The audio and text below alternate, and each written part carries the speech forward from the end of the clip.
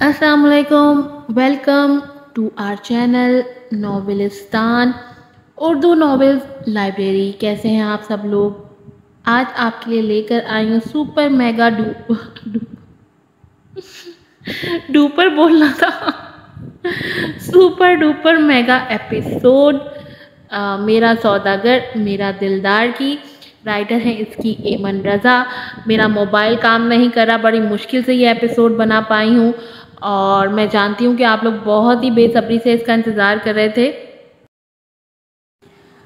क्योंकि मैं इतनी सारी एपिसोड्स बनाती हूँ तो मोबाइल ने भी जो है ना मेरा साथ छोड़ दिया। उसने कहा मैं इतना बर्डन इतना बोझ बर्दाश्त नहीं कर सकता, बाकी कोई और इंतज़ाम भी देख ले अपना। तो आज बड़ी मुश्किल से ये एपिसोड बना पाई हूँ। इसके बाद कोशिश है कि मैं अना से फ़ना की भी एपिसोड बना पाऊँ। आप लोग सोचते होंगे कि जी पता नहीं फारिग घूमती रहती है, बाजी कुछ बनाती ही नहीं है, चैनल बना के बैठ गई है, एपिसोड लगा नहीं रही। ऐसा कुछ भी नहीं है। हम लोग पीछे कितनी एफर्ट्स कर रहे होते हैं। एक आम सा मोबाइल है मेरा, उसके अंदर अक्सर व बेशतर स्पेस ही नहीं होती है। इतनी भारी भारी इतनी हैवी जो है ना एपिसोड्स बनती हैं, 8-8 GB 6-6 GB की एक एपिसोड होती है और ये इसमें मोबाइल में डाटा ही नहीं होता। कई बार ऐसा होता है कितनी इंपॉर्टेंट चीज़ें डिलीट करके एपिसोड सेव करनी पड़ती है। एपिसोड अपलोड करके जब यूट्यूब पर फटाफट एपिसोड दूसरी डिलीट करके फिर दूसरी एपिसोड बनाने का जो है ना वो जगह बचती है। ऐसा नहीं है। आप लोग ये सोचते हैं ना कि जैसे बस किसी का भी नॉवल चुरा के और जो है ना एपिसोड बना के चेप दो यूट्यूब पे, ऐसा बिल्कुल भी नहीं है। एपिसोड बनाना, ख़ास तौर पे वीडियो एपिसोड बनाना, उसके ऊपर वॉइस डब करना एक बहुत ही मुश्किल मरहला है। एक दफ़ा आप लोग ट्राई करके ज़रूर देखें। अगर आपको भी नानी नहीं याद आ गई तो फिर आप मुझे बताइएगा आके तो चलें बढ़ते हैं अपनी एपिसोड की तरफ। जल्दी से जाकर चैनल को सब्सक्राइब कर दें, वीडियो को लाइक कीजिएगा, शेयर कीजिएगा, अच्छे अच्छे रिव्यूज़ भी दीजिएगा। मेरा सौदागर मेरा दिलदार सीज़न 3 चैप्टर 2। अच्छा ये मेगा एपिसोड है, एपिसोड 10 और 11 दोनों साथ में दी है। इसमें मैं लिखना भूल गई हूँ। राइटर हैं इसकी एमन रज़ा। देखो प्लीज़ रो मत, आपको एक और आइसक्रीम ले देता हूँ, यारम उसे प्यार से पुचकारता हुआ बोला, जिस पर उसके लरसते हुए लब साकित हुए थे और आंखों में जुगनू चमकने लगे थे। सच्ची? वो अपनी तोतली ज़बान में बोलती उसका जीना महाल कर गई थी। यारम का दिल क्या उसे चटाचट चूम ले।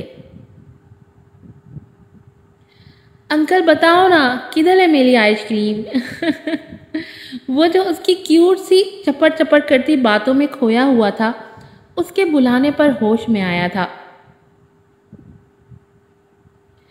अभी ले देंगे। हे John, go get the ice cream. उसका सेक्रेटरी उसे वहीं छोड़े आइसक्रीम लेने निकल गया था। आ रही है बेटा आइसक्रीम। आप ये बताओ अकेले क्यों हो यहाँ? मामा किधर हैं आपकी? वो उसका चेहरा ऊंचा करता बोला तो वो नाक चढ़ा गई। मामा से कत्ती होकर आ गई हूँ मैं। मामा ने अपना सारा बर्थडे केक कट के बगैर थ्रो कर दिया और अमर को खाने को भी नहीं दिया। वो फिर से मुंह बसोरते हुए बोली। उसकी बात पर यारम को बेसाख्ता माहिरा याद आई, जिसकी सालगिरह थी आज और वो कितना दूर था उससे। उसके भोलेपन पर तो यारम को जी भर कर उस पर प्यार आया। ओ तो मामा ने केक थ्रो क्यों किया? वो मसनूई हैरत से उसे बातों में लगाते बोला। शलोज अंकल की वजह से। उसकी बात पर वो उछंबे से उसे देखने लगा। वो पापा हैं आपके? वो हैरत से पूछ गया। अरे नहीं अंकल, वो तो अंकल है मेरे। वो सर पर हाथ मारते बड़ी औरतों की तरह बोली। तो फिर पापा कहाँ हैं आपके? वो उसे अपने सामने करते बोला। वो तो पता नहीं, अम्मल ने तो कभी पापा को नहीं देखा। वो आंखों में मोटे मोटे आंसू लिए बोली तो उसके आंसू सीधा यारम को अपने दिल पर गिरते हुए महसूस हुए थे। आखिर कैसे ना दर्द उठता उसके दिल में, खून जो ठहरा उसका। यारम ने व्हील चेयर पर बैठे बैठे ही उसे कसकर गले लगाया था और उसकी आंखें अपने अंगूठों से साफ करते اس کے ماتھے پر اپنے لب رکھے تھے اور اپنے اندر سکون اترتا ہوا محسوس کیا تھا۔ ارے رو کیوں رہی ہو بیٹا؟ کوئی بات نہیں، اگر پاپا نہیں ہے تو رو مت۔ جو بھی چاہیے مجھے بتانا، میں لے کر دوں گا آپ کو۔ سچی؟ وہ گول گپے جیسا منہ بنا کر بولی تو یارم ہنسی ضبط کر کے رہ گیا۔ مچی، اور ویسے بھی اب سے تو ہم فرینڈز بن گئے ہیں نا؟ وہ اس کا چہرہ اپنے سامنے کرتے ہوئے بولا تھا تو وہ رونا بھول کر ٹکر ٹکر اسے دیکھنے لگی تھی اور فوراً اپنے ہاتھ کی چھوٹی انگلی اس کے آگے کی تھی جسے وہ ناسمجھی سے دیکھنے لگا تھا۔ ارے انکل، پنکی پرومس کرو نا کہ آپ میرے فرینڈ ہو اور مجھے ہر جگہ گھمانے لے کر جاؤ گے۔ ماما سے چھپ کر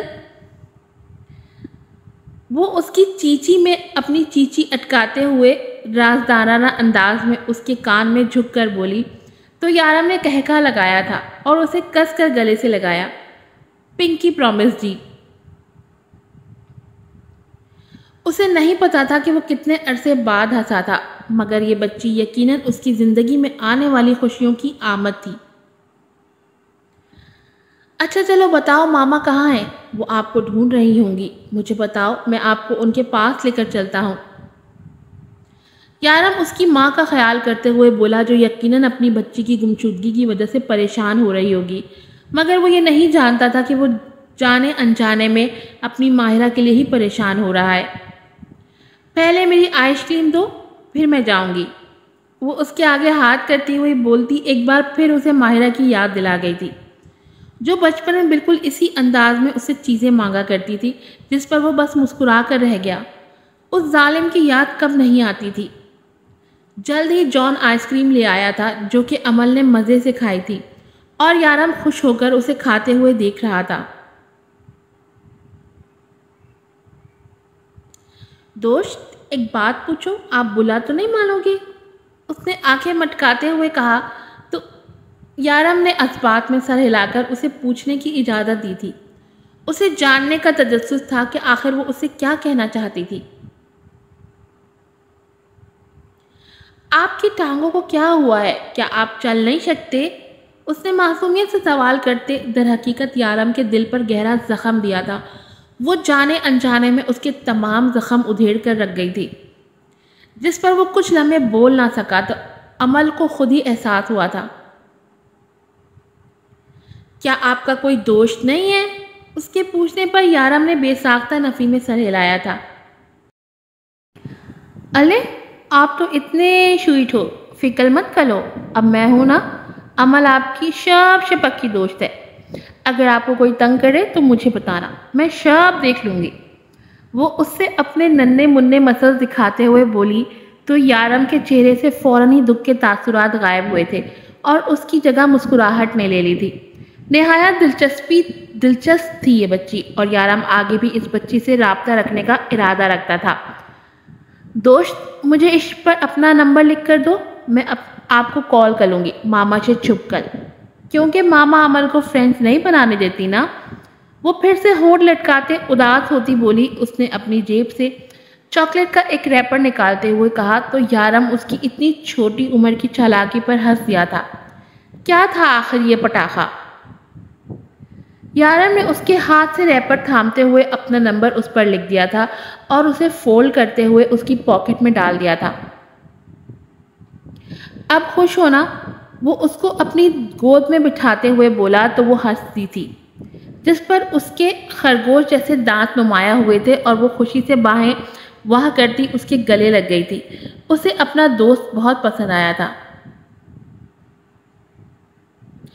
چلو اب ماما کو ڈھونڈے، اس نے عمل سے کہتے جان کو اشارہ کیا تھا جو اس کی ماں کو ڈھونڈنے نکل پڑا تھا۔ وہیں دوسری طرف ماہرہ، ابراہیم اور عائلہ بھی سب عمل کو ہی ڈھونڈ رہے تھے۔ اب اس سے ماہرہ کی قسمت کہیں یا پھر خوش قسمتی، کیونکہ ماہرہ کا تو یارم سے سامنا نہیں ہوا، مگر وہاں آتی ہوئی عائلہ نے عمل کو دیکھ لیا تھا اور وہ اس کے پاس آئی تھی بھاگتی ہوئی، مگر جیسے ہی اس شخص پر نظر پڑی تو وہ بھی کچھ لمحوں کے لیے تھم گئی تھی اور تھوک نکل کر رہ گئی۔ پھپھو آ گئی، پھپھو آ گئی۔ وہ اس کی طرف ہاتھ کرتی ہوئی مچھلی تھی تو یارم کی نگاہ آئلہ پر پڑی تھی۔ اسے ایسے لگا کہ اس نے آئلہ کو کہیں دیکھ رکھا تھا، مگر کہاں وہ یہ جان نہ پایا، اور اس نے مسکراتے ہوئے آئلہ کے ہاتھوں میں دے دیا تھا امل کو، اور مسکراتے ہوئے بولا، بہت پیاری بچی ہے، جس پر وہ بس زبردستی مسکرا کر اسے شکریہ کہتی واپس پلٹ آئی تھی۔ یارم کو اس کا رویہ کچھ عجیب سا لگا، جیسے وہ لڑکی کچھ چھپا رہی ہو اس سے۔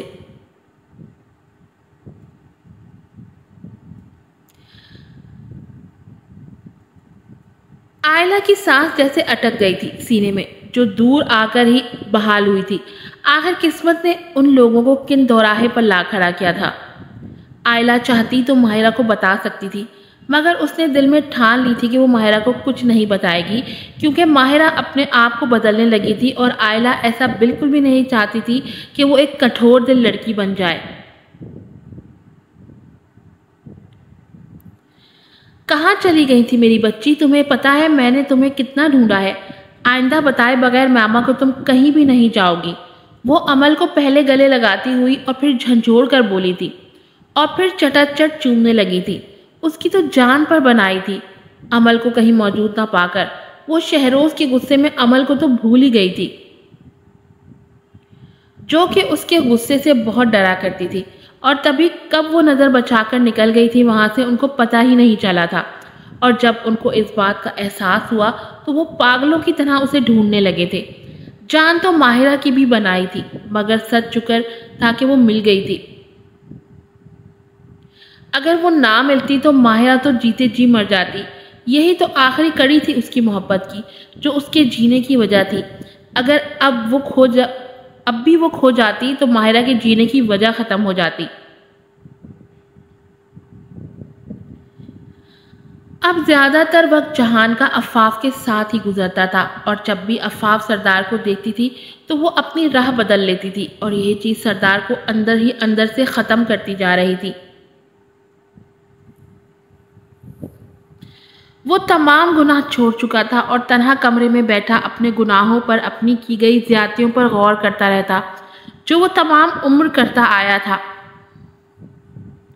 اسے پچھتاووں کے ناک ڈس رہے تھے۔ اسے اب بھی احساس نہ ہوتا، مگر عفاف کی دوری نے اسے یہ احساس دلایا تھا کہ وہ کتنا غلط تھا، کتنا غلط کرتا آیا تھا۔ مگر وہ بھی کیا کرتا؟ وہ بچپن سے تو ایسا نہیں تھا، نہ اسے ایسا بنانے والے اس کے ماں باپ بھی تھے جنہوں نے اس پر توجہ نہیں دی تھی۔ اسے ہمیشہ ایسا ہی بنایا تھا جیسے وہ بن چکا تھا۔ پیسے کو اس کی طاقت بتایا تھا، ہمیشہ یہ بتایا تھا کہ کیسا پیسہ پھینک کر لوگوں کے منہ بند کرنے چاہیے، اور اپنے باپ سے اس نے یہ سیکھا تھا کہ کیسے محبت کی بجائے ضرورت کو ترجیح دینی چاہیے، لڑکیوں سے افیئر چلانے چاہیے، غلطی پر ہوتے ہوئے بھی اپنے آپ کو صحیح کیسے ثابت کرنا ہے، وہ پیسہ کیسے کرتا ہے، یہ سب کچھ اس کے باپ نے اس کے ذہن میں ڈالا تھا۔ اور اپنی ماں سے اس نے بے اعتباری سیکھی تھی کہ عورت پر کبھی اعتبار نہیں کرنا چاہیے، یہ اسے اپنی ماں کو دیکھ کر معلوم ہوا تھا۔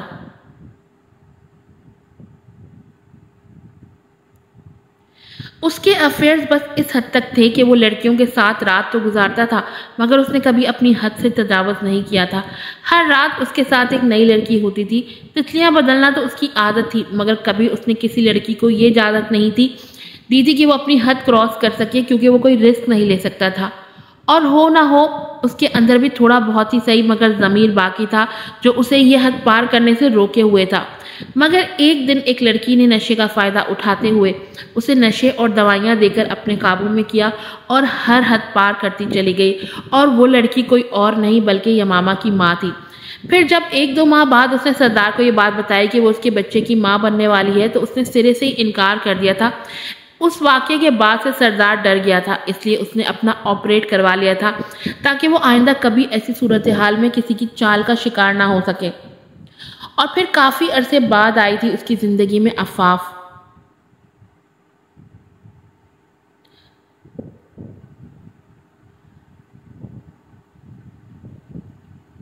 جس نے اس کی توجہ اپنی جانب مبذول کروا لی تھی۔ اس دنیا میں جہاں ہر عورت پیسے کی خاطر اس کی باہوں میں گرنے کے لیے تیار تھی، وہیں وہ لڑکی الگ تھی جو اس سے دور بھاگتی تھی۔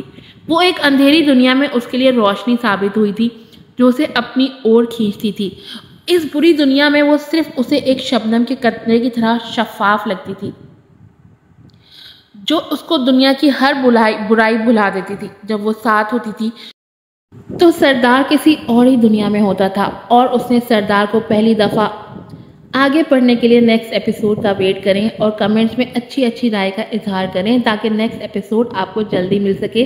یہ رائٹر کا میسج تھا۔ یہاں ایپیسوڈ 10 ختم ہوتی ہے، اب اسٹارٹ ہوگی ایپیسوڈ 11۔ ماہرہ سوچوں میں گھری ہوئی تھی۔ گھر آ کر ایک لمحے کو بھی اس نے عمل کو خود سے دور نہ کیا تھا۔ یہ سوچ کر ہی اس کی جان جا رہی تھی کہ اگر اس کی کوتاہی کی وجہ سے عمل کو کچھ ہو جاتا تو کیسے وہ خود کا سامنا کر پاتی۔ وہ عمل کا سر تھپک رہی تھی اور کب وہ نیند میں چلی گئی اس کو پتہ ہی نہ چلا، جبکہ ماہرہ کی آنکھوں سے تو نیند کوسوں دور تھی۔ اس کے ذہن میں دن کا منظر پھر سے لہرانے لگا تھا جب اس نے شہروز کا دل بری طرح توڑا تھا۔ وہ پہلے بھی شہروز کو منع کرتی آئی تھی، مگر اس کے لہجے میں اتنی تلخی تو کبھی پائی نہیں گئی تھی جتنا آج اس نے خود کو کہتے سنا تھا۔ جو کبھی اس نے پہلے شہروز سے نہیں کہا تھا وہ آج کہہ دیا تھا۔ پہلے تو صرف اس کے لہجے میں غصہ یا بے بسی ہوتی تھی، مگر آج اس کے لہجے میں ہتک تھی۔ یہ کیا سے کیا بنتی جا رہی تھی۔ وہ ایسی تو نہ تھی کہ کسی کا دل توڑ دیتی، جبکہ وہ اچھی طرح جانتی تھی کہ جب دل ٹوٹتا ہے تو کیسا لگتا ہے، مگر وہ خود ایک دل توڑنے کا باعث بنی تھی، اور وہ بھی ایک بار نہیں بار بار۔ آج اس نے شہروز کو جس طرح ذلیل کیا تھا وہ خود کی ہی آنکھوں میں گر گئی تھی۔ اس نے کبھی بھی نہیں سوچا تھا کہ وہ شہروز سے یوں بھی بات کرے گی، لیکن آج اس نے جانتے بوجھتے یہ سب کر دیا تھا اور اب وہ پچھتا بھی رہی تھی۔ اس نے شہروز کو بارہا کال کرنے کی کوشش کی، مگر شہروز نے اس کی ایک میسج کیا کال تک کا جواب بھی نہیں دیا تھا، اور نہ ہی اس کا کوئی پتہ تھا کہ وہ ہے کہاں۔ ماہرہ کا دل بے چینی کا شکار تھا۔ جب تک وہ اس سے معافی نہ مانگ لیتی اس کو چین نہیں آنا تھا۔ وہ دھیرے سے عمل کے بستر سے اٹھی اور آ کر کھڑکی میں کھڑی ہو گئی۔ ٹھنڈ نے ایک دم اسے اپنی لپیٹ میں لے لیا تھا کہ وہ اپنے گرد ہاتھ لپیٹ گئی۔ اس نے ایک گہرا سانس ہوا میں بھرا تھا، مگر اسے ایک دم شدت سے احساس ہوا کہ یارم آس پاس ہی کہیں ہے۔ یہ کیسا احساس ہوا تھا اس سے کئی سالوں بعد؟ ایسا تو صرف تبھی ہوا کرتا تھا جب وہ اور یارم ساتھ ہوا کرتے تھے، مگر اتنے سالوں بعد یہ احساس محسوس کرنا اس کے لیے حیرت کی بات تھی، کیونکہ وہ اچھی طرح جانتی تھی کہ یارم یہاں نہیں آ سکتا، کیونکہ عفاف سے وہ خود سن چکی تھی کہ یارم کا ایکسیڈنٹ ہو چکا ہے۔ عفاف نے آئلہ کو بتایا تھا اور آئلہ نے ماہرہ کو بتایا تھا، جس کی وجہ سے وہ کبھی چل نہیں سکتا تھا، تو یہاں آنا تو ناممکنات میں سے تھا، کیونکہ یارم جیسا انا پرست شخص کبھی اپنا غرور ٹوٹنے پر باہر نہ نکلتا، بلکہ وہ تو کسی کی بھی آنکھوں میں اپنے لیے حقارت دیکھ ہی نہیں سکتا تھا، کیونکہ وہ ہر وقت سراہے جانے کی چاہ رکھتا تھا، جو اب ممکن نہ تھا، اور پھر اس کا اس حالت میں باہر آنا ناممکن تھا۔ وہ اپنے اس خیال کو جھٹک کر رہ گئی، مگر وہ یہ نہیں جانتی تھی کہ یہ خیال مجسم بنا کتنی جلد اس کے سامنے آ کر کھڑا ہونے والا ہے، اور تب اسے کیا کرنا چاہیے وہ یہ سوچ بھی نہیں سکتی تھی۔ ماہرہ کو آج بہت دنوں بعد عفاف کی یاد آئی تھی۔ اسے اب بھی یاد تھا کہ جب وہ وہاں سے سب کچھ قطع تعلق کر کے آئے تھے تو اس نے عفاف سے بھی رابطہ بالکل منقطع کر دیا تھا۔ اپنے والدین کو تو اس نے انجان رکھا ہی تھا، مگر عفاف جو اس کی اتنی بڑی مسیحا تھی اس سے بھی اس نے سب کچھ چھپایا تھا۔ مجھے معاف کر دیجیے گا آنی، میں ایسا نہیں چاہتی تھی، مگر میں یہ بھی جانتی تھی کہ آپ ہی وہ ایک واحد کڑی ہیں جو مجھے اور یارم کو ملا سکتی ہیں، اور میں کبھی اب یارم کا دوبارہ سامنا بھی نہیں کرنا چاہتی، کیونکہ میں ڈرتی ہوں اس وقت سے کہ اگر وہ ستمگر میرے سامنے آیا تو میرا دل پگھل جائے گا، اور میں ایسا بالکل نہیں چاہتی۔ اس کی یہی سزا ہے کہ وہ مجھ سے دور رہے اور میرے اور میری بچی کے بغیر ہی زندگی گزارے، یہی اس کے لیے اس کا سب سے بڑا پچھتاوا ہوگا۔ مگر دل نے اس کی بات کی بے ساختہ نفی کی تھی، اور اس کا دل چاہتا ہی نہیں تھا کہ وہ یارم سے دور رہے۔ وہ تو اس کی پناہوں میں اپنی باقی زندگی گزارنا چاہتی تھی، مگر اس کا دماغ اسے ایسا کرنے سے روک رہا تھا۔ دل اور دماغ کی جنگ میں آخر کون جیتنے والا تھا یہ تو وقت ہی بتانے والا تھا، کیونکہ اب بازی پلٹنے والی تھی، مہرے آمنے سامنے آنے والے تھے۔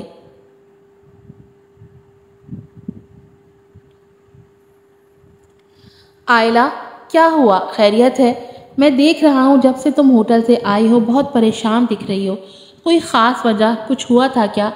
ابراہیم نے اس کی پریشان حالت دیکھ دریافت کیا، جو بیڈ پر لیٹ تو چکی تھی مگر کروٹوں پر کروٹیں بدل رہی تھی۔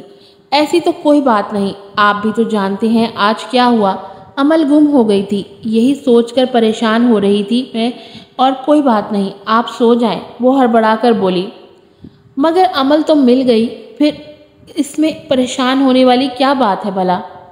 اگر وہ اسے بتا دیتی کہ اس نے یارم کو دیکھا ہے اور یارم بھی اسی ہوٹل میں موجود تھا، بلکہ عمل اس سے ملاقات بھی کر چکی ہے، تو ابراہیم اس سے ٹھیک ٹھاک ناراض ہونے والا تھا، اور یقیناً وہ ماہرہ کو بھی بتا دیتا اور ماہرہ یہاں سے بھی غائب ہو جاتی۔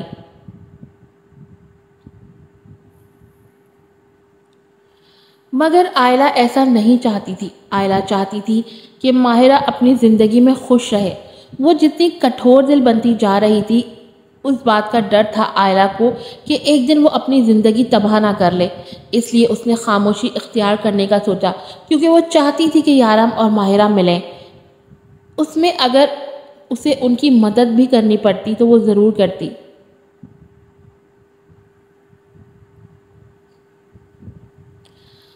بس اتنی سی بات، ٹینشن مت لو، صبح عمل سے مل لینا، اس میں اتنا پریشان ہونے والی کون سی بات ہے؟ آئلہ تم اب ریسٹ کرو، اس کے علاوہ اور کوئی پریشانی تو نہیں نا؟ اس نے جانچتی نظروں سے دیکھ آئلہ کو پوچھا، جو الگ ہی برتاؤ کر رہی تھی۔ نہیں، کچھ بھی نہیں، آئلہ نے گھبرا کر کہا، جیسے دل کا چور نگاہوں سے آیا ہوا ہو۔ ٹھیک ہے، ریسٹ کرو، ریلیکس رہو، اور اب سو جاؤ، مجھے کچھ آفس کا کام ہے، میں وہ کر کے سو جاؤں گا۔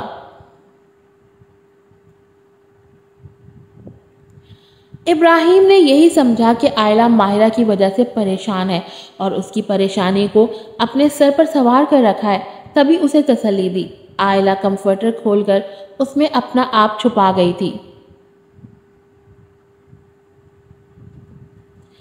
ابراہیم لیپ ٹاپ اٹھا کر باہر نکلا۔ آئلہ نے کمفرٹر سے ایک آنکھ نکال کر اسے باہر جاتے دیکھا۔ اب وہ اس بددماغ شخص کو کیسے بتاتی وہ کیوں پریشان ہے، کیونکہ وہ یارم کو یہاں دیکھ چکی تھی۔ اف خدایا، میری مدد کر، وہ بڑبڑا کر رہ گئی۔ دوسری طرف آج یارم کو ایک نیا موضوع مل گیا تھا رات کو سوچنے کے لیے۔ ہاں جی، وہ عمل کے بابت سوچ رہا تھا۔ اس بچی نے اس کے دل میں ایک ہی دن میں اپنی جگہ بنا لی تھی۔ جو کوئی نہ کر پایا تھا وہ عمل یارم شاہ کر چکی تھی۔ وہ اتنے سالوں بعد یارم کے چہرے پر سچی خوشی لانے کا ذریعہ بنی تھی۔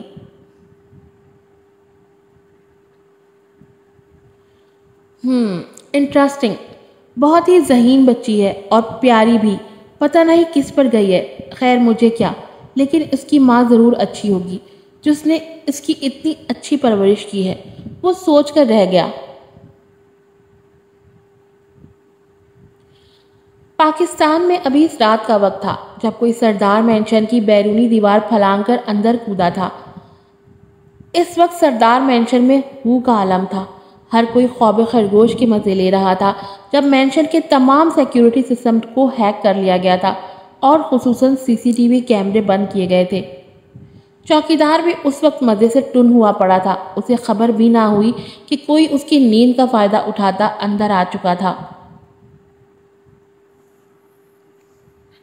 جب کوئی مینشن کی دیوار پھلانگتے اندر آیا، مگر برا ہوا اس وقت کا جب دیوار پھلانگنے والے کا پاؤں نیچے رکھے گملے سے ٹکرایا اور وہ ہیولا درد سے بلبلا اٹھا۔ پاؤں پر گہری چوٹ آئی تھی، مگر وہ ہیولا اپنے مقصد میں کامیاب ہو چکا تھا۔ اس نے ایک فاتحانہ نظر سامنے سردار مینشن پر ڈالی، جس کی کھڑکیوں بھی اس وقت اندھیرے میں ڈوبی تھی۔ وہ ہیولا سر جھٹک کر لنگڑاتا ہوا عین اس کمرے کی جانب جانے کے لیے اندر کی طرف چل دیا۔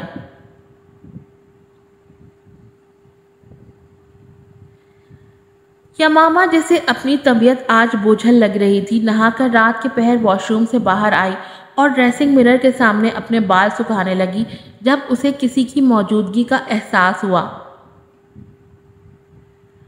مگر یہ سوچ کر وہ سر جھٹک گئی کہ رات کے پہر بھلا کون ہو سکتا ہے اس کے کمرے میں، لیکن جیسے ہی اسے آئینے میں کسی کا ہیولا دکھا اس کا سانس سوکھ چکا تھا، کیونکہ وہ ہیولا قدم قدم چلتا ڈریسنگ کے قریب آ رہا تھا اور یمامہ جو بے چین کھڑی تھی اس کی جان لبوں پر آ رہی تھی، مگر وہ اپنا ڈر ہرگز اس پر ظاہر نہیں ہونے دینا چاہتی تھی۔ وہ باہر پلی بڑی تھی، اسے اچھے برے حالات سے واقفیت تھی، مگر جب وہ نقاب پوش ٹھیک اس کے پیچھے آ کر کھڑا ہوا اور اپنا پسٹل ہولڈر ذرا سا اس کی جانب جھک کر ڈریسنگ پر رکھا تو وہ بدک کر اس کی جانب مڑتی ایک قدم پیچھے ضرور ہوئی تھی، چیخ مار کر۔ کون ہو تم؟ وہ اٹک اٹک کر ڈریسنگ کے ساتھ لگتی بولی، خوف و ہراس سے جیسے لب سلگ گئے تھے۔ حیرت ہو رہی ہے مجھے تمہارے باپ کے سیکیورٹی سسٹم پر، جیسے میں ابھی اندر آیا ہوں ویسے ہی یقیناً کوئی اور بھی اس کا دشمن اندر آ سکتا ہے، اور میرا یہ سوچ کر ہی غصے سے دماغ پھٹا جا رہا ہے کہ اگر میری جگہ یہاں کوئی اور تم تک پہنچ جاتا تو پھر کیا ہوتا، یقیناً وہ میرے قہر کو دعوت دیتا۔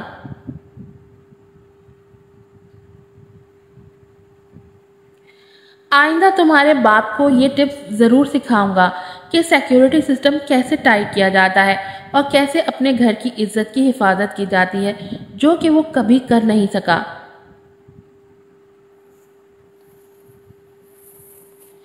مومن نے اپنے چہرے سے نقاب ہٹاتے ہوئے کہا تو اس کا چہرہ دیکھتے ہوئے یمامہ کی آنکھیں اور منہ پھٹے کے پھٹے رہ گئے تھے، کیونکہ اس نے ہرگز بھی مومن کے یہاں پاکستان میں ہونے اور اپنے کمرے میں اس پہر موجود ہونے کی امید نہیں کی تھی۔